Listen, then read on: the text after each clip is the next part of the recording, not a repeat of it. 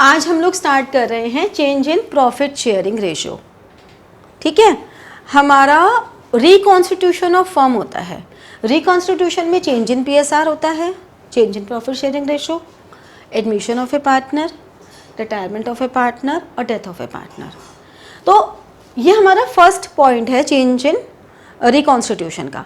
अगर आपको ये अच्छे से आ जाता है तो आगे के सारे चैप्टर्स आपके समझ लो 50% तो हो गए। तो अब से जो हमारी कहानी शुरू हुई है, change in PSR, admission, retirement and death, ये 4 चैप्टर बिल्कुल ऐसे पक्के भाई बहन वाले भाई बहन हैं। मतलब एक को अच्छे से कर लिया तो दूसरा 50% हो गया, ये वाला भी 50% हो गया और ये भी 50% हो गया। तो इसलिए अब से नो छुट्टी जब तक ये 4 चैप्टर्स चल रहे हैं। Change in profit sharing ratio में the topics which you need to do,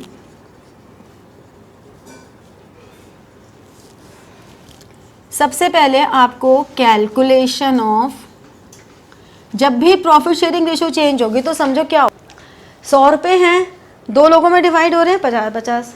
अब अगर रेशियो चेंज होकर 3:2 हो गई तो एक को 60 मिलेंगे, एक को 40 रहेंगे, तो वो 100 रुपये ही ना हुआ। क्या एक को 10 फालतू मिले, एक को 10 कम मिले। तो यानी कि जितने से एक सैक्रिफाइस करेगा उतने से ही दूसरा गेन करेगा, राइट। तो इसका मतलब calculation of sacrificing and gaining ratio.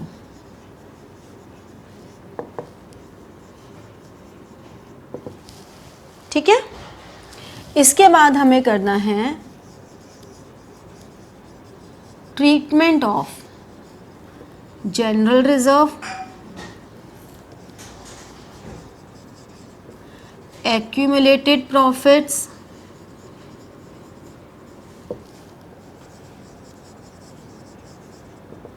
and losses, profit and loss account,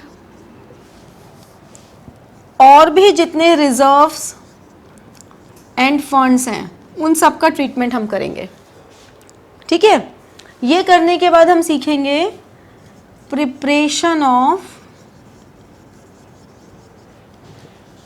revaluation account. ये एक नया अकाउंट अब हमारे पास आ गया जिसे हम कहते हैं profit and loss adjustment account. ये नॉमिनल नेचर अकाउंट है। इसमें पूरे चेंज इन पीएसआर में होने की वजह से इस पूरे प्रोसेस में जो भी प्रॉफिट या लॉस हुआ वो हम रिवैल्यूएशन अकाउंट में डालते हैं। इसके बाद हम पार्टनर्स, जो आपने पहले से भी किया हुआ है, कैपिटल एंड करंट अकाउंट, फिर इसके बाद रिवाइज्ड बैलेंस शीट। ये सारे टॉपिक्स हमें इस चैप्टर में करने हैं। ठीक है, और ये सारे टॉपिक एज इट इज आगे के चैप्टर्स में जाएंगे। एक टॉपिक उसमें ऐड हो जाएगा और फिर जब रिटायरमेंट में जाएंगे तो पहले वाले टॉपिक सारे एज इट इज होंगे, एक टॉपिक और ऐड हो जाएगा। फिर जब डेथ में जाएंगे सारे टॉपिक एज इट इज होंगे, एक टॉपिक और ऐड हो जाएगा। ऐसे चलता रहेगा। ये एज इट इज रहेंगे, इनमें एडिशंस होते रहेंगे आगे और चैप्टर्स के। ठीक है, तो सबसे पहले अब हम इस टॉपिक की बात करते हैं। मान लो हमारे पास ए, बी और सी 3 पार्टनर्स हैं। 3:2:1 ये रेशो है। ये हमारे पास ओल्ड रेशो है। अब न्यू रेशो इनकी है मान लो 1:1:1। ऑनलाइन का मतलब ये नहीं है कि आप लिखते रहोगे तो मुझे पता नहीं चलेगा।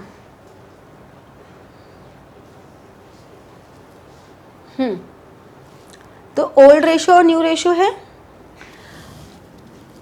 अगर हम बात करें ए की तो ए ने 3/6 में से अब 1/3 हो गई। ए की 3/6 थी, 1/3 हो गई। क्या हुआ, ए को इस रिकॉन्स्टिट्यूशन की वजह से, इस change in profit sharing ratio की वजह से ए ने सैक्रिफाइस किया या गेन किया? क्यों? सैक्रिफाइस किया। यानी कि हम ये कह सकते हैं कि ओल्ड रेशो अगर ज़्यादा है न्यू रेशो से, ठीक है, तो इसका मतलब उस पार्टनर ने सैक्रिफाइस किया। इसको हम दूसरे तरीके से बोलें, अगर old ratio minus new ratio का आंसर पॉजिटिव आ रहा है तो सैक्रिफाइस किया, और अगर नेगेटिव आ रहा है तो गेन किया। तो हमें कभी भी साइंस को लर्न नहीं करना, क्योंकि इसी में अगर मैं ऐसा कुछ कर दूं कि new ratio minus old ratio कर दूं, अब यहाँ पे अगर पॉजिटिव आएगा तो गेन हुआ, और अगर नेगेटिव आएगा तो हमारे लिए इम्पॉर्टेंट ये नहीं है कि प्लस में आ रहा है या माइनस में आ रहा है।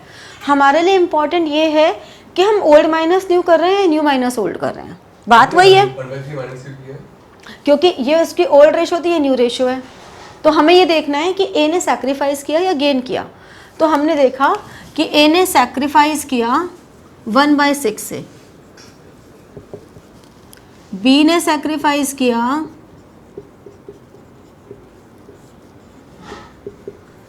0, यानी कि नो गेन नो सैक्रिफाइस। फिर सी का 1/6 minus 1/3 that is minus 1/6 gain. तो ये हमेशा ऐसे होगा। बट हम जैसे इतना कॉम्प्लिकेट कर रहे हैं, हम ये भी तो कर सकते हैं जैसे यहाँ पे बी का निकाल रहे हैं, तो बी का जो ओल्ड रेशियो था वो 2/6 था, बट जो ये तो तेरे को सामने देख के समझ में आ गया एकदम से। अभी और भी तो मेथड्स हो सकते हैं ना, मतलब सिर्फ इतना ही नहीं होगा ना। इसमें तुम ओरली निकाल सकते हो, इसमें हमें इतना सब कुछ करने की ज़रूरत नहीं थी, लेकिन you must know the method, क्योंकि अभी हम आगे और भी तो इसके वेरिएशंस करेंगे। सिर्फ यहीं पे कहानी ख़त्म थोड़ी ना हुई है, अभी तो कहानी शुरू हुई है, अभी तो कहानी बहुत सारी है आगे, ठीक है ना।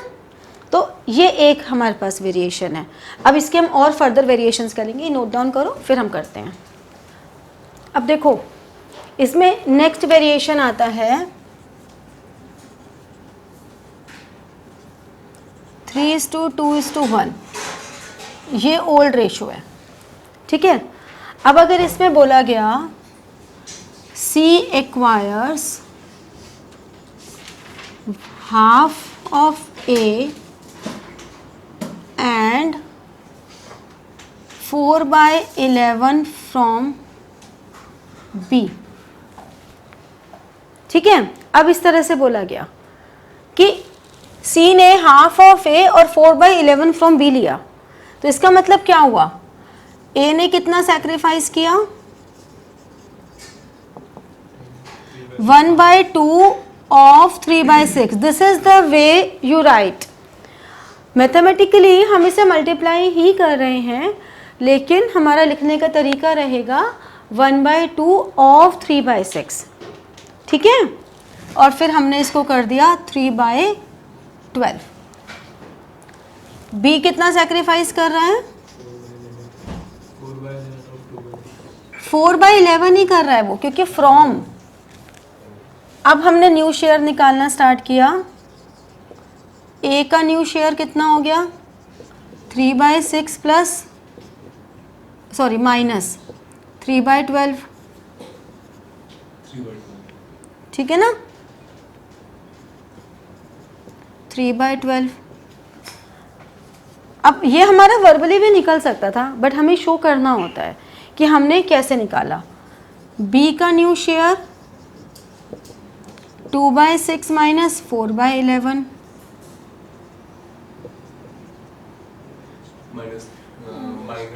नहीं न्यू शेयर माइनस में हो नहीं सकता ना, तो इसको 2/11 कर देते हैं, ठीक है ना, 10/66। और C इज न्यू शेयर, इसको 2 कर दिया। C का 1/6 था, उसे A से मिला 3/12, और इधर से मिल रहा है 2/11, ठीक है ना। तो अब इसको हम सॉल्व कर लेंगे। हाँ इसमें क्या हो गया, 132 हो जाती है। ठीक है ना।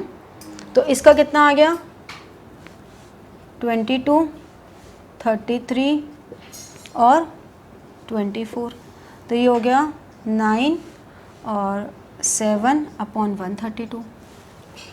तो अब हमारे पास न्यू रेशो क्या आ गई, 3/12 इज टू 10/66 इज टू 79/132। हमें सबका डिनोमिनेटर इक्वल करना है। कैसे करेंगे, इसको तो 11 से और इसको 2 से, तो 33 is to 20 is to 79 new ratio होगी। ठीक है, ये हमारी न्यू रेशो हो गई 33 इज टू 20 इज टू 79। तो ये एक और वेरिएशन होता है कि हमारे पास हमें ये बता दिया कि कितना शेयर कौन सैक्रिफाइस कर रहा है। गॉट इट, समझ में आया। चलो ये करो, फिर उसके बाद नेक्स्ट टॉपिक करते हैं। चलो चलो चलो चलो। फोर्थ क्वेश्चन है इस चैप्टर का, ओल्ड बुक का भी और न्यू बुक का भी। ठीक है, क्या कह रहा है ये फोर्थ क्वेश्चन का पहला केस? पहला केस भी नहीं आया ना? नहीं, पहला केस तो आ गया। नहीं, उसको नहीं आया। क्या है पहला केस, बोलो।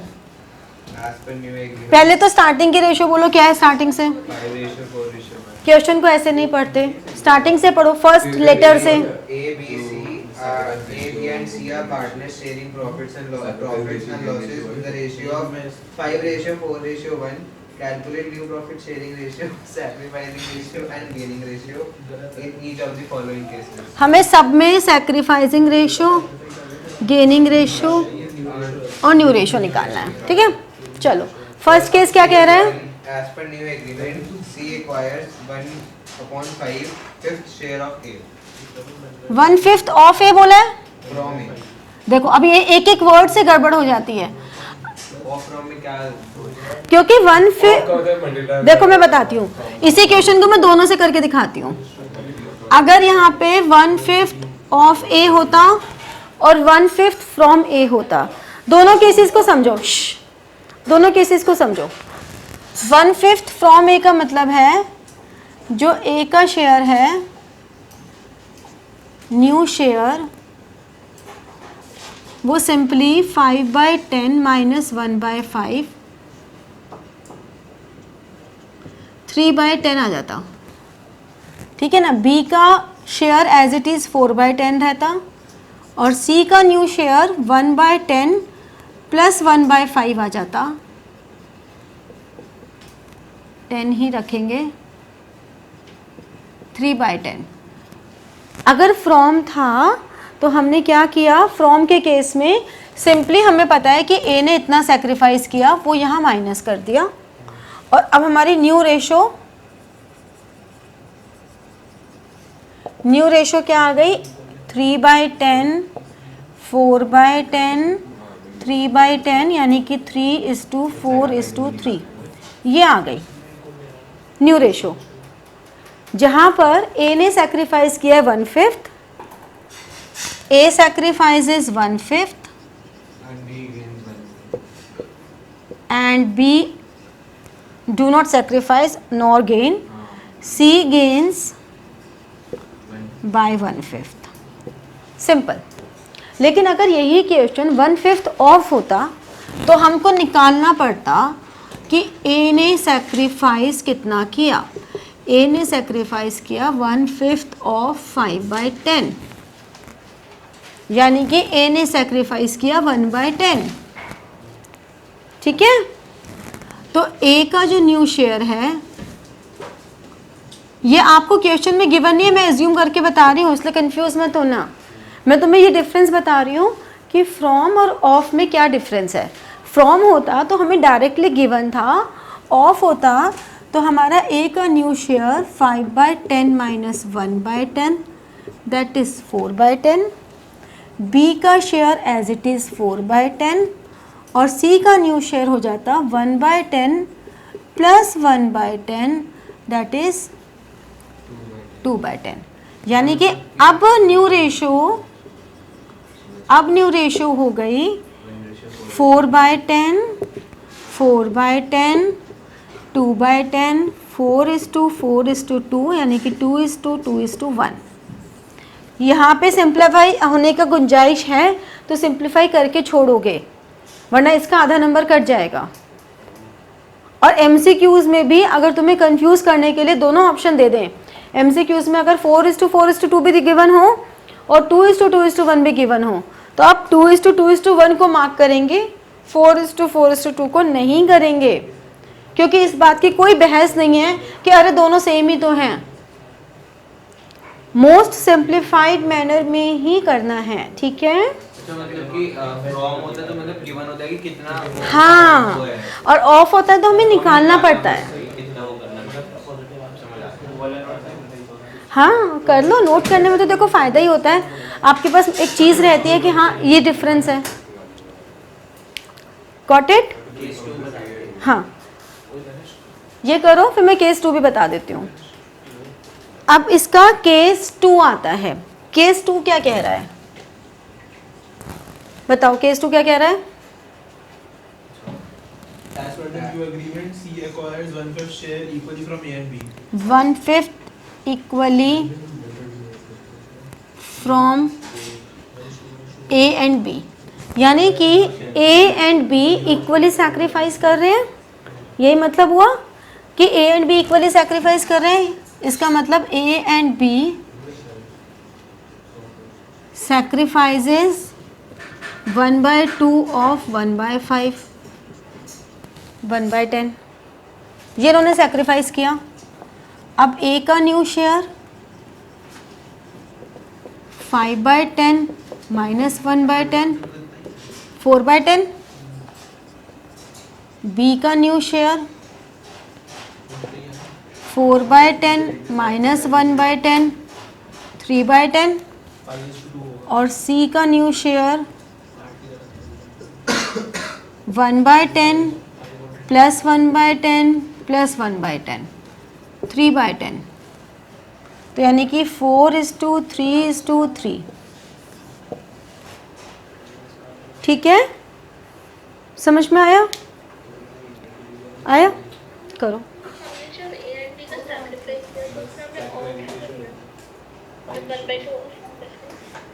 क्योंकि उसने बोला कि सी ने टोटल 1/5 एक्वायर किया, जो उसने हाफ हाफ दोनों से लिया, तो इसका हाफ हाफ लिया ना दोनों से, तो हम इसका हाफ करेंगे। इसलिए इसका गेनिंग ऐसे आएगा कि C gains by 1/5, A and B sacrifices by 1:1 equally.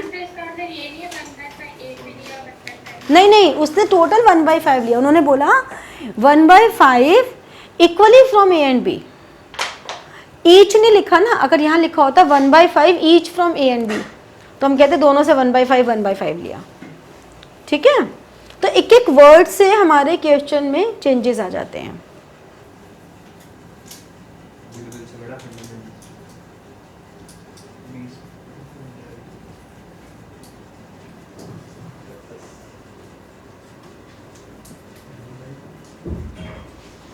General reserve, profit and loss account का क्रेडिट बैलेंस हो तो वो, ये दोनों ही, क्योंकि ये एक्यूमुलेटेड प्रॉफिट्स है और ये पार्टनर्स को मिलने चाहिए।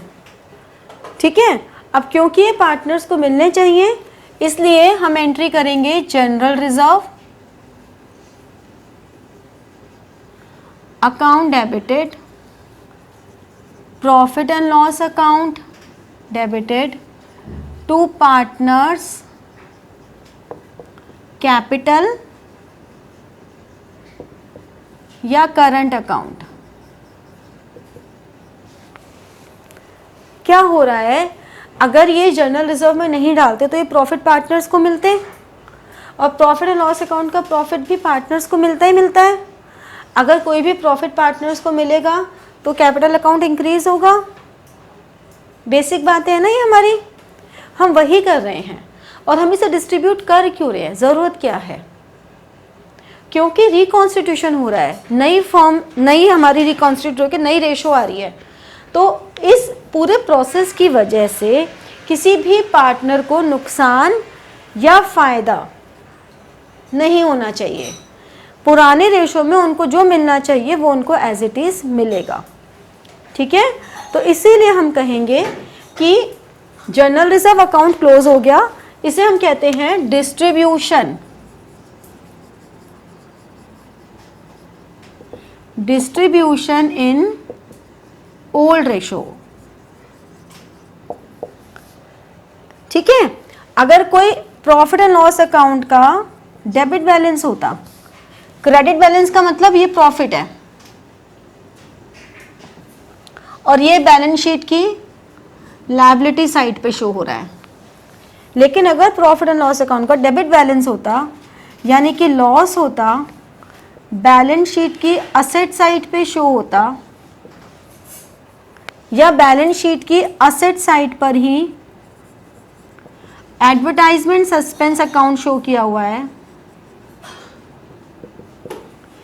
Advertisement suspense account is a deferred revenue expenditure, a fictitious asset which should be return of.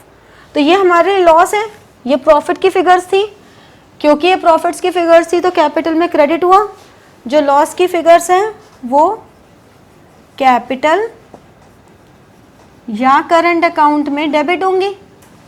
अगर फिक्स कैपिटल अकाउंट सिस्टम है तो करंट करेंगे, लेकिन अगर फ्लक्चुएटिंग कैपिटल अकाउंट सिस्टम है तो कैपिटल करेंगे। To profit and loss account, to advertisement suspense account, ये सब ओल्ड रेशो में ही होगा। इसे हम कहते हैं distribute all the accumulated profits and losses. ठीक है, किसी भी तरह का कोई इस तरह से रिजर्व हो तो वो सब हम लोग पार्टनर्स में ट्रांसफ़र कर देंगे। वो तो लिक्विडेशन में एंट्री करता है। लिक्विडेशन की बात ही नहीं हो रही, हम यहाँ पे सिर्फ इनको इसलिए ख़त्म कर रहे हैं क्योंकि ये उनको पहले ओल्ड रेशो में मिलने चाहिए थे जो कि नहीं मिले, तो हम वो हिसाब किताब पूरा कर रहे हैं बस। ठीक है, तो जो भी प्रॉफिट्स थे वो कैपिटल में ऐड हो गए और जो भी लॉसेस थे वो कैपिटल से माइनस हो गए, that's it. Partnership firm liquidate नहीं हो रही, लेकिन पार्टनरशिप तो यहाँ पे लिक्विडेट हो ही रही है ना। फर्म एज इट इज चलेगी, वो कंटिन्यू रहेगी, लेकिन पार्टनरशिप यानी कि जो उनका रिलेशनशिप है वो तो लिक्विडेट हो ही रहा है, और लिक्विडेट होके एक न्यू रेशो में आ रहा है, नए तरीके से आ रहा है, तो हम पुराना सारा डिस्ट्रीब्यूट कर देंगे। ठीक है, तो by default if nothing is mentioned then this treatment is to be done. But अगर ऐसा लिखा है partners do not want to disturb या distribute reserves, profits, advertisement suspense, do not want to distribute या do not want to disturb या want to show at old figures in new balance sheet, पुरानी figures पे हम दिखाना भी चाहते हैं, या do not want to open account, हम इन अकाउंट्स को ओपन ही नहीं करना चाहते, या सिंगल एडजस्टमेंट एंट्री करना चाहते हैं। अगर ऐसा कुछ भी लिखा है तो इन सब बातों का एक ही मतलब है, बस बोलने के तरीके बदल गए, इन सब बातों का एक ही मतलब है।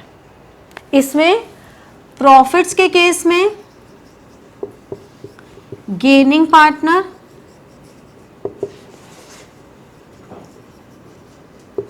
टू सैक्रिफाइसिंग पार्टनर,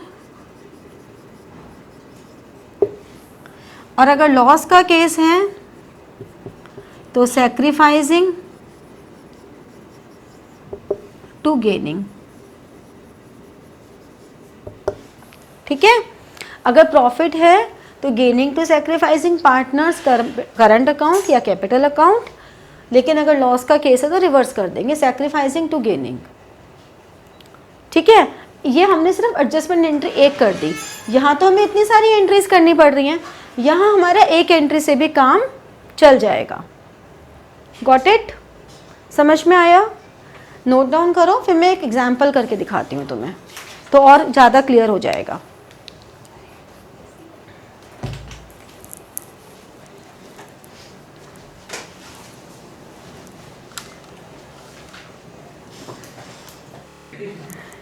एक एक चीज तुम्हारी इच्छा से कर देती हूँ मैं, उसके बावजूद भी कितनी मतलब इफ एंड बट्स लगाते हो। हो गया, चलें पढ़े। हाँ, अब हमारे पास 3 पार्टनर्स हैं ABC। हमारे पास ओल्ड रेशियो है 3:2:1, न्यू रेशियो 4:5:1। जनरल रिजर्व 40,000 है, प्रॉफिट एंड लॉस अकाउंट 20,000 है, जिसमें कि ये नहीं बताया कि डेबिट बैलेंस है या क्रेडिट बैलेंस है। तो अगर कुछ भी मेंशन नहीं है तो हम हमेशा क्रेडिट बैलेंस ही ट्रीट करते हैं।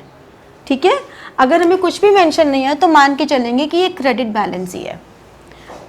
एडवर्टाइजमेंट सस्पेंस 30,000 हो गया। अब पहले वाला method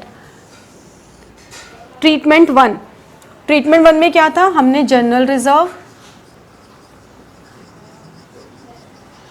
account debit 40,000, profit and loss account debit 20,000 to A, B और C। पूरा कैपिटल अकाउंट लिखना है। कितना हो गया? किस रेशो में करेंगे? हम न्यू वाले, ओल्ड वाले में।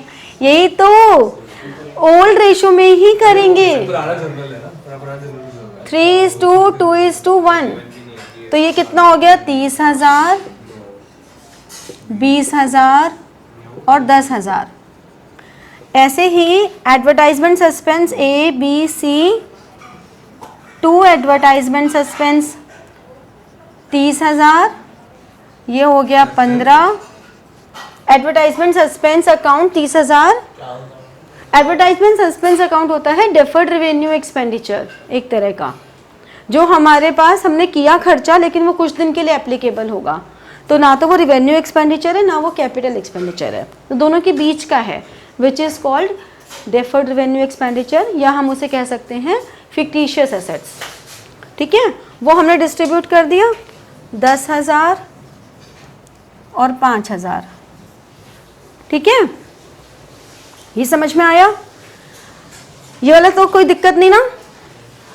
अब इसके बाद अगर हमें सिंगल एंट्री करनी होती, जो सेकंड वाला केस था, अगर हमें क्वेश्चन में कुछ भी मेंशन नहीं है तो बाय डिफॉल्ट हम यही ट्रीटमेंट करते हैं।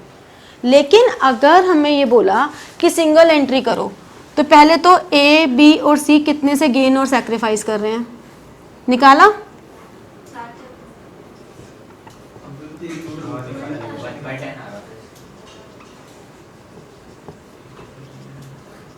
थ्री बाय 30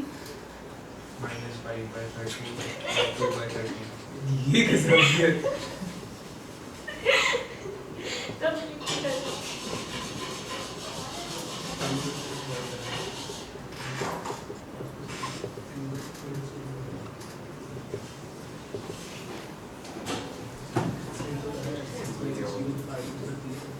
ठीक है,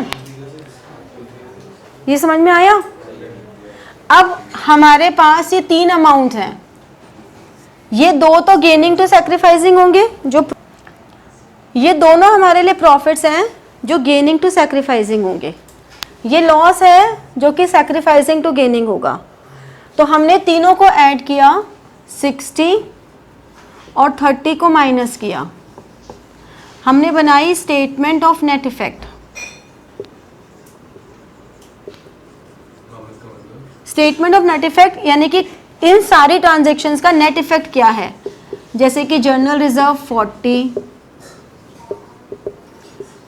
प्रॉफिट एंड लॉस 20, जो प्रॉफिट्स वाली फिगर हैं उनको हमने प्लस किया। नेट इफेक्ट स्टेटमेंट का मतलब हुआ कि एक ही स्टेटमेंट बनाई जिसमें हमने सारी ट्रांजैक्शंस डाल दी। और एडवर्टाइजमेंट सस्पेंस क्योंकि लॉस है माइनस किया 30,000, तो नेट इफेक्ट हमारे पास आ गया 30,000 पॉजिटिव। पॉजिटिव आया ना, ये पॉजिटिव का मतलब प्रॉफिट। देखो जर्नल रिजर्व 40, P&L 20, दोनों प्लस की फिगर्स हैं प्रॉफिट्स की। डिस्ट्रीब्यूट कर दिया है नहीं, मैं एक अल्टरनेट ट्रीटमेंट बता रही हूँ बेटा। मैं ये बता रही हूँ अगर हमें ये नहीं करना होता, इधर सिंगल एंट्री करनी होती, तो हम क्या करेंगे? मैम जो अगर हम जो पहले ईदर ऑफ दिस करेंगे, ईदर दिस और दिस। मैंने अभी दो ट्रीटमेंट लिखवाए ना तुम्हें। एक तो ये बताया कि डिस्ट्रीब्यूट करना है, दूसरा अगर डिस्ट्रीब्यूट नहीं करना और वो सारी स्टेटमेंट्स लिखी हैं तो क्या करेंगे? दो अलग अलग ट्रीटमेंट हैं ये, ठीक है। तो हमने दूसरे ट्रीटमेंट के लिए स्टेटमेंट ऑफ नेट इफेक्ट बनाएंगे और इसमें फिर gaining to sacrificing, gain B कर रहा है 2A 2C, कितना करेंगे? 30,000 इंटू 5/30 कितना हो गया? 5,000। और इन दोनों की सैक्रिफाइसिंग रेशियो 3:2, तो 3,000 और 2,000, ठीक है। हमने प्रोपोर्शनेट अमाउंट में कर दी गेनिंग टू सैक्रिफाइसिंग, जो जितने से गेन कर रहा है और जो जितने से सैक्रिफाइस।